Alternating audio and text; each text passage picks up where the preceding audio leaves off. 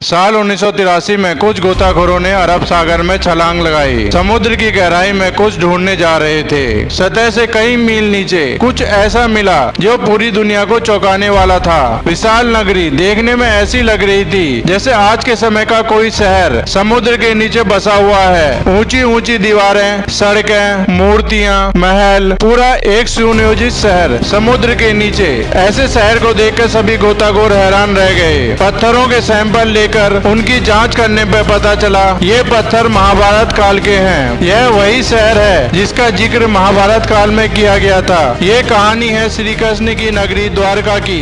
भगवान विष्णु के 4 धामों में से एक द्वारका गुजरात के जामनगर जिले में अरब सागर के तट पर एक छोटा सा शहर, जहाँ हजारों कृष्ण भक्त दूर दूर से भगवान के दर्शन के लिए आते हैं। भगवत पुराण के 10वें अध्याय के अनुसार कंस का वध करने के बाद श्री कृष्ण मथुरा में यादव वंश के साथ रहने लगे। कंस की मृत्यु से क्रोधित होकर उनके ससुर जरासंध ने मथुरा पर आक्रमण कर दिया। एक के बाद एक जरासंध ने मथुरा पर 17 बार आक्रमण किया। इन लगातार हो रहे हमलों से परेशान होकर श्री कृष्ण ने मथुरा छोड़कर कहीं और जाने का निश्चय किया। उन्होंने समुद्र पर एक विशाल नगर के निर्माण का आदेश दिया, लेकिन समुद्र देवता की अनुमति के बिना यह संभव नहीं था। उस समय श्री कृष्ण ने समुद्र देवता से प्रार्थना की। समुद्र देवता ने प्रसन्न होकर श्री कृष्ण को समुद्र के बीच में 12 योजन भूमि प्रदान करी। इस धरती पर भगवान विश्वकर्मा ने द्वारका का निर्माण किया था। द्वारका एक सुनियोजित नगर था जो आज के समय के शहरों को मात दे सकती थी। सड़कें, सोने के महल, बड़े दरवाजे, बगीचे, तालाब, सब कुछ एक महान संरचना के साथ बना हुआ था। नगर के बीचों बीच था श्री कृष्ण का महल, जो यहाँ की सबसे सुंदर इमारत थी। जब इस शहर का निर्माण हुआ तो श्री कृष्ण अपने योग माया से अपने परिवार के साथ पूरे यादव वंश को मथुरा से द्वारका ले आए। इसके बाद मथुरा जाकर जरासंध और कल्ल वंश से युद्ध किया। अपनी जीत के बाद भगवान कृष्ण द्वारका लौट आए और अपने परिवार के साथ खुशी से रहने लगे। लेकिन जिस तरह धरती पर जन्म लेने वाला हर प्राणी दुख और सुख के बीच में फंसा हुआ है, वैसे ही श्री कृष्ण भी इसी चक्र का हिस्सा थे। कुछ समय बाद महाभारत का युद्ध हुआ, जिसमें श्री कृष्ण ने अर्जुन के सारथी के रूप में महत्वपूर्ण भूमिका निभाई थी। 18 दिन तक यह भीषण युद्ध चलता रहा और अंततः पांडवों की जीत हुई। महाभारत की स्त्रियों पर्व के अनुसार जब कौरवों की माता गांधारी ने अपने पुत्रों के शव को देखा तो युद्ध के लिए श्री कृष्ण को दोषी ठहराया। उन्होंने क्रोध में आकर श्री कृष्ण को श्राप दे दिया। जिस प्रकार उनके पुत्र और उनके वंश का विलास हुआ है, ठीक उसी प्रकार 36 साल के बाद उनके वंश का भी विलास होगा। भगवान कृष्ण जानते थे कि उनके वंश का विनाश आपस में लड़के ही होगा, इसलिए उन्होंने यह श्राप हंसकर स्वीकार कर लिया। लेकिन माता गांधारी के श्राप के साथ साथ एक और श्राप यादव वंश के नाश का कारण बना। एक बार द्वारका के पास पिंडारक नामक एक पवित्र स्थान पर कई महान संत आए। उन्हें देखकर भगवान श्री कृष्ण के पुत्र सांब और उसके कुछ मित्र आ गए। उन्होंने संतों के साथ शरारत करने की योजना बनाई। सांब गर्भवती स्त्री का भेष बनाकर साधु संतों के पास गए और उनसे उनके होने वाले बच्चे के बारे में पूछा। उनकी शरारत देखकर संत क्रोधित हो गए और उन्होंने बालकों को श्राप दे दिया कि सांब एक लोहे के मुसल को जन्म देगा जो यादव वंश के विनाश का कारण बनेगा। जब लड़कों ने देखा कपड़ों में असली लोहे का मुसल मिला। जब यह बात श्री कृष्ण के दादाजी राजा उग्रसेन को पता चली, उन्होंने मुसल के टुकड़े टुकड़े करके समुद्र में फेंकवा दिया। ये टुकड़े एक मछली ने निगल लिए। तो ये मछली मछुआरे के जाल में फंस गई। जब मछली को काटा गया, उसके शरीर से लोहे के टुकड़े मिले।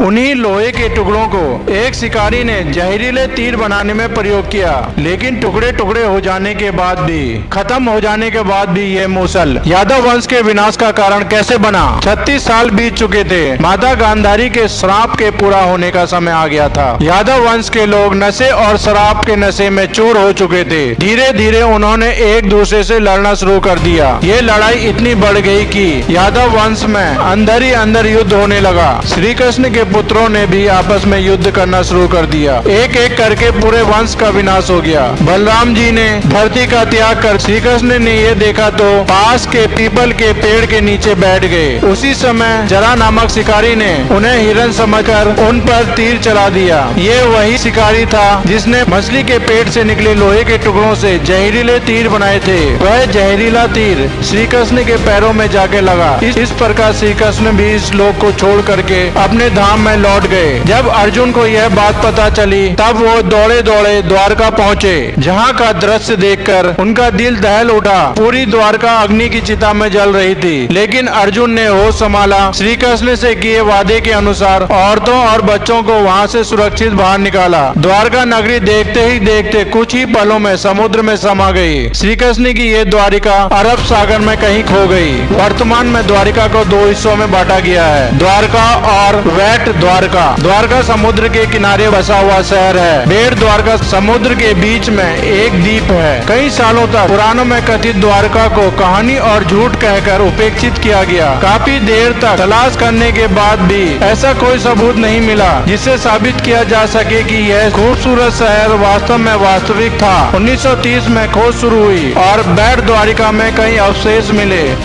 1963 में यहाँ पहली बार पुरातात्विक खुदाई की गई, जिसमें कई पुरानी कलाकृतियाँ और मूर्तियाँ मिली। इस निष्कर्ष से एक दिलचस्प सिद्धांत सामने आया, जिसके अनुसार श्री कृष्ण अपने पूरे राज्य का प्रशासन द्वारका से देखते थे और अपने परिवार के साथ बेट द्वारिका में रहते थे। इसके बाद साल 1983 से 1990 के बीच इस मिशन को पूरा करने के लिए एक अंडर वाटर पुरातात्विक डॉक्टर S.K. राव और उनकी टीम सामने आई। कई दिनों तक पानी में खोजने के बाद उन्हें पानी के नीचे अद्भुत शहर के अवशेष मिले। इस शहर की दीवारों, मजबूत नींव के साथ ढेर सारे पत्थर, खम्भे, मूर्तियाँ, सिंचाई व्यवस्था और भी बहुत कुछ मिला। आखिर इस बात का कैसे अंदाजा लगाया जा सकता था? पानी के अंदर जमीन से कई गुना नीचे जो खंडर मिले थे वे श्री कृष्ण की नगरी द्वारका के थे।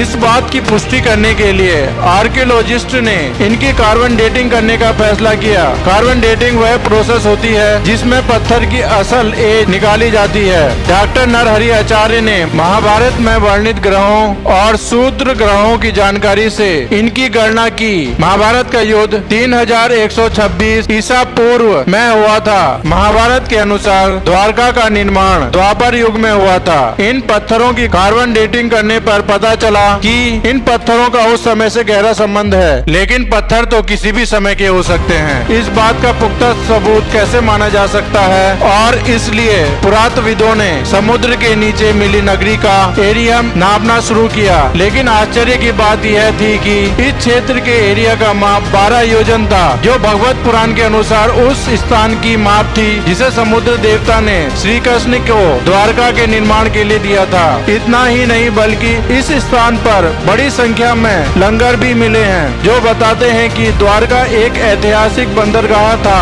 जहां से भारत ने वर्षों तक अन्य देशों के साथ व्यापारिक संबंध स्थापित किए थे। धन की कमी के कारण यह एक्सकैवेशन रुक गया, लेकिन 2007 में भारतीय पुरातत्व सर्वे ने इसे दोबारा शुरू किया और आज भी यह उत्खनन जारी है। एक सिद्धांत के अनुसार 3500 वर्ष पूर्व जिस भूमि पर द्वारका बसाई गई थी वह भूमि समुद्र की सतह पर थी, लेकिन समुद्र का जल स्तर बढ़ने के कारण भगवान कृष्ण की यह नगरी समुद्र में डूब गई। लेकिन फिर सवाल यह है कि समुद्र का जल स्तर धीरे धीरे बढ़ता है और महाभारत के महाप्रस्थानिक पर्व के अनुसार अर्जुन के सामने द्वारका के तट से लहरें टकराई, जिसने द्वारका को डुबो दिया। जो भी कुछ हो, भगवान कृष्ण की नगरी द्वारका अब समुद्र में डूब चुकी है।